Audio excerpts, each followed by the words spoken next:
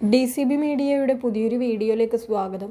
March 31 ഈ സാമ്പത്തിക വർഷം അവസാനിക്കുകയാണ്. ഇത്തരത്തിൽ മാർച്ച് 31 മുൻപായി നമ്മൾ അറിഞ്ഞിരിക്കേണ്ടതും ചെയ്തു തീർക്കേണ്ടതുമായ വളരെ പ്രധാനപ്പെട്ട ചില കാര്യങ്ങളുണ്ട്. ഇതിൻ്റെ വിശദ വിവരങ്ങളാണ് ഈ വീഡിയോയിലൂടെ ഷെയർ ചെയ്യുന്നത്.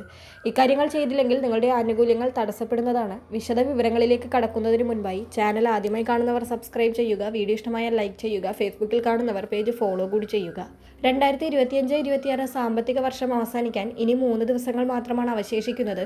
നികുതി ലാഭിക്കാനുള്ള നിക്ഷേപങ്ങൾക്കപ്പുറം നിങ്ങളുടെ നികുതി നില കൃത്യമാണെന്ന് ഉറപ്പുവരുത്തേണ്ട നിർണായക സമയമാണിത്. മുൻകൂർ നികുതി അടക്കുന്നത് മുതൽ രേഖകൾ കൃത്യമാകുന്നത് വരെയുള്ള കാര്യങ്ങളിൽ വരുത്തുന്ന ചെറിയ പിശകുകൾ പോലും ഭാവിയിൽ വലിയ പിഴകൾക്കോ ആദായ നികുതി വകുപ്പിന്റെ നോട്ടീസുകൾക്കോ കാരണമായേക്കാം. മാർച്ച് 31 മുൻപ് നിങ്ങൾ പൂർത്തിയാക്കേണ്ട ചില കാര്യങ്ങളുണ്ട്. അതായത് നിങ്ങളുടെ മുൻകൂർ നികുതി ബാധ്യതയുടെ 100% അടച്ചിട്ടുണ്ടെന്ന് ആദ്യം ഉറപ്പാക്കുക.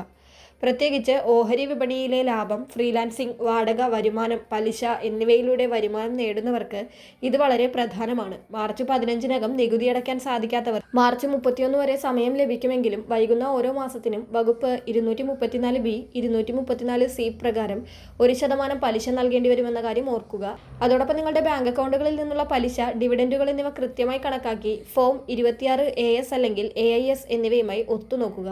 ഇതിലെന്തെങ്കിലും പൊരുത്തക്കേടുകൾ ഉണ്ടെങ്കിൽ ഉടൻ തന്നെ തിരുത്താൻ നടപടി സ്വീകരിക്കണം. ശമ്പളക്കാരായ ജീവനക്കാർ, HRA ക്ലെയിം ചെയ്യുന്നവർ, വാടക രസീതുകൾ, ഭവന വായ്പ പലിശ സർട്ടിഫിക്കറ്റ്, മറ്റ് നിക്ഷേപരേഖകൾ എന്നിവ തൊഴിലുടമയ്ക്ക് സമർപ്പിക്കണം. പരാജയപ്പെട്ടാൽ മാർച്ചിലെ ശമ്പളത്തിൽ നിന്ന് ഉയർന്ന TDS ഈടാക്കാൻ സാധ്യതയുണ്ട്. പുതിയ സാമ്പത്തിക വർഷത്തിൽ പുതിയ നികുതി വ്യവസ്ഥയാണ് ഡിഫോൾട്ടായി നിലനിൽക്കുന്നത്. അതിനാൽ പഴയ വ്യവസ്ഥയാണോ പുതിയതാണോ നിങ്ങൾക്ക് കൂടുതൽ ലാഭകരമെന്ന് മാർച്ച് 31 മുൻപ് വിലയിരുത്തുക.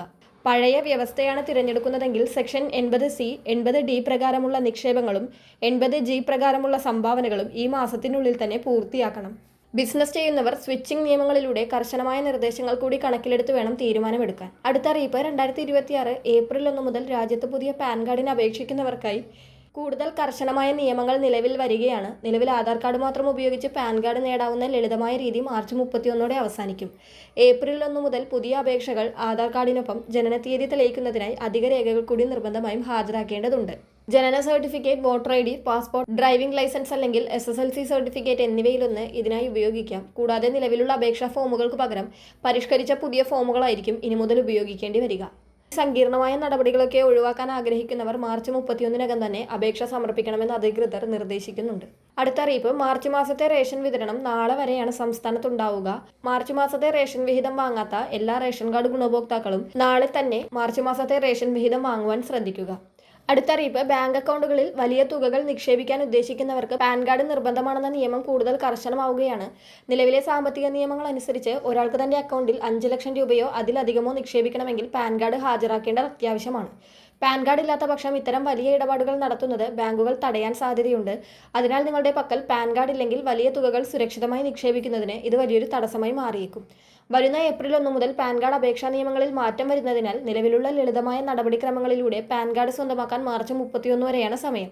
വലിയ തുകകൾ നിക്ഷേപിക്കാനോ മറ്റ് പ്രധാന സാമ്പത്തിക ഇടപാടുകൾ നടത്താനോ ഉള്ളവർ ഈ സമയപരിധിക്കുള്ളിൽ തന്നെ ബാങ്കുമായി ബന്ധപ്പെട്ട് ആവശ്യമായ രേഖകൾ സമർപ്പിക്കേണ്ടതാണ്.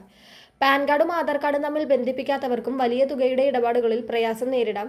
അതിനാൽ തന്നെ സാമ്പത്തിക വർഷം അവസാനിക്കുന്നതിന് മുൻപ് തന്നെ ഇത്തരം കാര്യങ്ങളിൽ വ്യക്തത വരുത്തുക.